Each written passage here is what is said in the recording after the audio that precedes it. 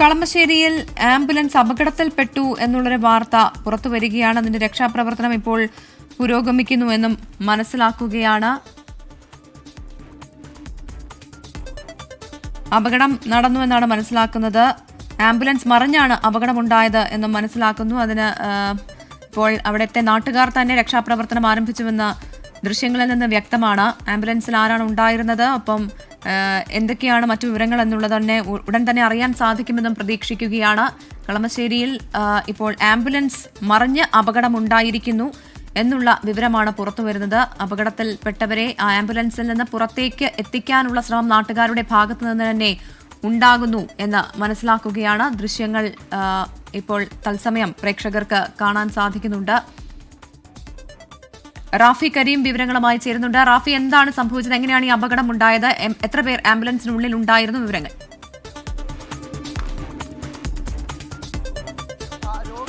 പോയ ആംബുലൻസ് ആണ് അപകടത്തിൽപ്പെട്ടിരിക്കുന്നത്. Kalamassery seaport airport റോഡിലാണ് ഈ അപകടം ഉണ്ടായിരുന്നത്.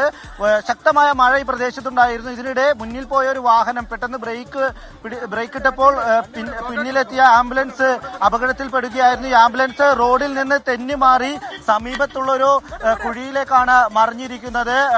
ആംബുലൻസിൽ നിന്ന് ഇപ്പോൾ ഈ രോഗികളായ ആളുകളെയും ഒപ്പം തന്നെ ആംബുലൻസ് ഡ്രൈവറെയും പുറത്തെത്തിച്ചു കഴിഞ്ഞ് ഇവരെ ആശുപത്രികളിലേക്ക് മാറ്റിയിട്ടുണ്ട്.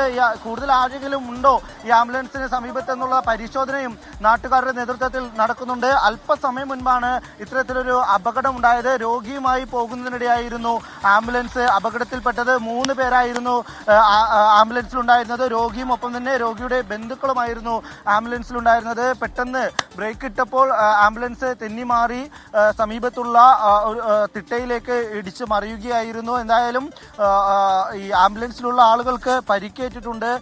ആർക്കും സാരമായ പരിക്കില്ല എന്നുള്ളതാണ് നിലവിൽ മനസ്സിലാക്കാൻ കഴിയുന്നത്. എന്തായാലും ഈ ആംബുലൻസിൽ മറ്റാരെങ്കിലും ഉണ്ടോ എന്നുള്ള പരിശോധനയാണ് ഇപ്പോൾ നടക്കുന്നത്. റാഫി, ഈ ആംബുലൻസിലുള്ള എല്ലാവരെയും നിലവിൽ പുറത്തെത്തിച്ചിട്ടില്ലേ? അവരെ ആശുപത്രിയിലേക്ക് മാറ്റിയിട്ടില്ലേ? എത്രത്തോളം ഗുരുതരമായ പരിക്കുണ്ട് അവർക്ക്? നിലവിൽ ആംബുലൻസിലുണ്ടായിരുന്ന 3 പേരെയും പുറത്തെത്തിച്ചിട്ടുണ്ട്. ഒപ്പം തന്നെ ആംബുലൻസ് ഡ്രൈവർ ക്യാബിനകത്ത് കുടുങ്ങിക്കിടക്കുകയായിരുന്നു. അയാളെയും പുറത്തെത്തിച്ചു എന്നുള്ളതാണ് മനസ്സിലാക്കാൻ കഴിയുന്നത്. ഈ ഓടിക്കൂടിയ നാട്ടുകാരാണ് ഇത്തരത്തിൽ പെട്ടെന്ന് തന്നെ ആംബുലൻസിലുണ്ടായ ആളുകളെ, ആംബുലൻസിന്റെ ചില്ല് തകർത്താണ് ഈ ആംബുലൻസിലുണ്ടായ ആളുകളെ പുറത്തെത്തിച്ചത്. ചേട്ടാ എന്താ പറ്റിയത്? ഇവരെടുത്ത് എനിക്ക് ഞാൻ കണ്ട് ആ വണ്ടി ലെഫ്റ്റ് സൈഡിൽ കൂടി വരായിരുന്നു ഹൈ സ്പീഡിൽ.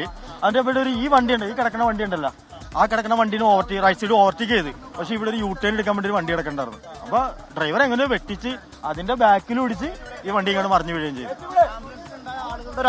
ആളുകൾ അതിൻ്റെ അകത്ത് ഉണ്ടായി. രോഗിക്ക് ഒന്നും പറയാൻ പറ്റുള്ളൂ, ഒരു വയസ്സായ ഒരാളാണ്. അയാളുടെ അവസ്ഥ എന്താണെന്ന് ഞങ്ങൾക്ക് അറിയാൻ പാടില്ല. എന്ന് വെച്ചാൽ ഇത്തിരി മോശമാണെന്നാണ് എനിക്ക് തോന്നുന്നത് കണ്ടിട്ട്. പിന്നെ അയാളുടെ ഭാര്യയും മോളും വലിയ കുഴപ്പമില്ലാണ്ട് പുറത്തേക്ക്, ഡോറും തുറക്കാൻ പറ്റിയില്ല. അതാണ് അവസ്ഥ. ഈ ആംബുലൻസ് ഡ്രൈവറോ ക്യാബിനിൽ കൂടി ഞങ്ങൾ ഡോർ തുറന്ന് പുറത്തേക്ക് എടുത്ത്.